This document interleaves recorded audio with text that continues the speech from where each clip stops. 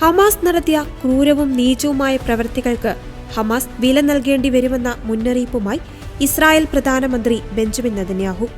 ചെറിയ 2 കുട്ടികളായ ഏരിയൽ കിർഫ്, അവരുടെ അമ്മ, കിബട്സ് നിർ ഓസിന്റെ സ്ഥാപകരിലൊരാളായ ഒഡസ് ലിപ്ഷിറ്റ്സിൻ എന്നിവരുടെ മൃതദേഹങ്ങളുടെ മുന്നിൽ ഇസ്രായേൽ രാജ്യം തലകുനിക്കുന്നു.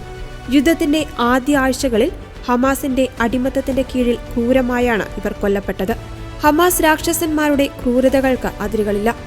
അവർ ബിബാസ് കുടുംബത്തിലെ പിതാവിനെയും അമ്മയെയും അവരുടെ 2 കുഞ്ഞുങ്ങളെയും തട്ടിക്കൊണ്ടുപോയി.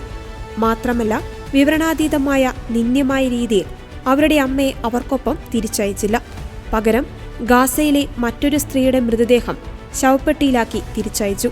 ഞങ്ങളുടെ തട്ടിക്കൊണ്ടുപോയ എല്ലാവരെയും, ജീവിച്ചിരിക്കുന്നവരെയും മരിച്ചവരെയും ഷിറിയെയും തിരികെ കൊണ്ടുവരും. ഈ കരാറിന്റെ ക്രൂരമായ ലംഘനത്തിന്റെ മുഴുവൻ വിലയും ഹമാസ് നൽകുമെന്ന് ഞങ്ങൾ ഉറപ്പാക്കുമെന്നും പ്രധാനമന്ത്രി പറഞ്ഞു. അവരുടെ രക്തം ദൈവം രക്ഷിക്കും. ഒപ്പം ഞങ്ങൾ പ്രതികാരം ചെയ്യുമെന്നും നെതന്യാഹു കൂട്ടിച്ചേർത്തു. ഇന്നലെയാണ് കരാർ പ്രകാരം 4 മൃതദേഹങ്ങൾ ഹമാസ് വിട്ടു നൽകിയത്. എന്നാൽ അതിലൊരാളുടെ മൃതദേഹം വ്യാജമായിരുന്നു. ഇസ്രായേലിൽ നടത്തിയ ഫോറൻസിക് പരിശോധനയുടെ ഫലം വന്നതോടെയാണ് സത്യം പുറം ലോകമറിയുന്നത്.